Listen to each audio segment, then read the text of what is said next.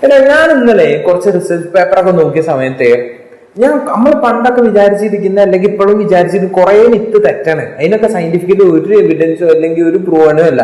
അങ്ങനത്തെ കുറെ സംഭവങ്ങളുണ്ട്. അങ്ങനെയൊക്കെ ഉണ്ടോ? ഇപ്പൊ അങ്ങനെയാണെങ്കിൽ ഞാൻ ഇന്ന് രാവിലെ ഒരു ചുവപ്പ് ടീഷർട്ട് ഇട്ട് വരേന്, പാടത്തിന്റെ സൈഡിൽ കൂടെ ഇങ്ങനെ വരേന്. അപ്പൊ ഉണ്ട് അവിടെ കെട്ടിയിട്ട് ഒരു കാള ഒരു കുത്താൻ വരുന്നത്. ഞാനൊരു ഓട്ടോ ഓടിക്കാണ്. ഭാഗ്യത്തിന് രക്ഷപ്പെട്ട് എന്നല്ലാതെ അതിനൊക്കെ എന്താ പറയാ, എന്ത് കാള എന്റെ ചോപ്പ് കണ്ടിട്ട് കുത്താവുന്നത്. എടാ അങ്ങനെ കുത്തൂല, കാള ചോപ്പ് കണ്ട് വിചാരിച്ചൊന്നും കുത്തൂല. ശരിക്കും ഇതാണ് ഞാൻ പറഞ്ഞത്, ഇതൊക്കെ മിത്താണ്. സയന്റിഫിക്കലി നോക്കുന്ന സമയത്ത് കാള റെഡ് കളറിന് കളർ ബ്ലൈൻഡാ, അതിന് കാണുന്നില്ല.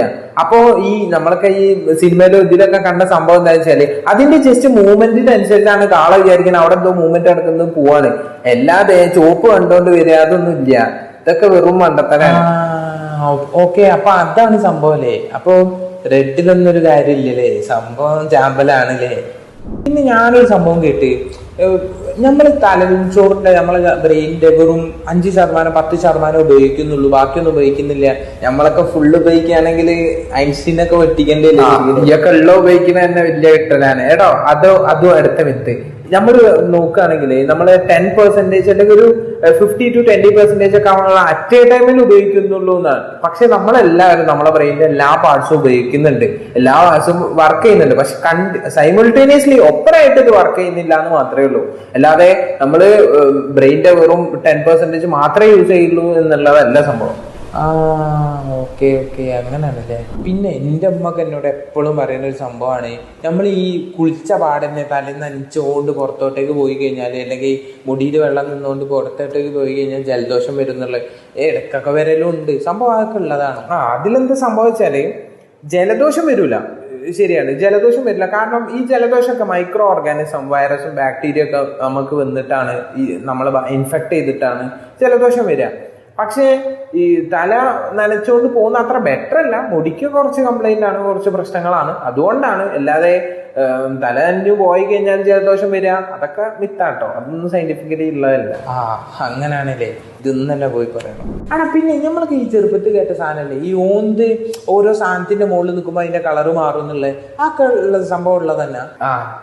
ഞാനും വിചാരിച്ചിനി ആ ഓന്ത് കളറ് മാറുന്നൊക്കെ, പച്ച കളറ് ചുവപ്പ് കളറ്. ശരിക്കും ഓന്ത് കളറ് മാറ്റുന്ന എന്തിനാന്ന് വെച്ചാൽ അതിന്റെ ടെമ്പറേച്ചർ മാനേജ് ചെയ്യാൻ വേണ്ടിയിട്ടാണ്. അതിന്റെ ടെമ്പറേച്ചർ റെഗുലേറ്റ് ചെയ്യാനും അതുപോലെ തന്നെ അതിന്റെ കമ്മ്യൂണിക്കേഷന് വേണ്ടിയിട്ടാണ് അത് കളർ മാറുന്നത്. അല്ലാതെ അതൊരു ഇന്നൊരു കളറുള്ള സാധനത്തിന്റെ മുകളിൽ നിൽക്കുമ്പോൾ കളർ മാറുക എന്നുള്ളതല്ല. സയന്റിഫിക്കലി അങ്ങനെ ഒരു സംഭവം ഇല്ല. അപ്പൊ അതിനനുസരിച്ചാണ് ആ കളർ മാറുന്നത് അല്ലേ. പിന്നെ വേറൊരു സംഭവം ഉണ്ട്, തെറ്റാനായിരിക്കും സാധ്യത.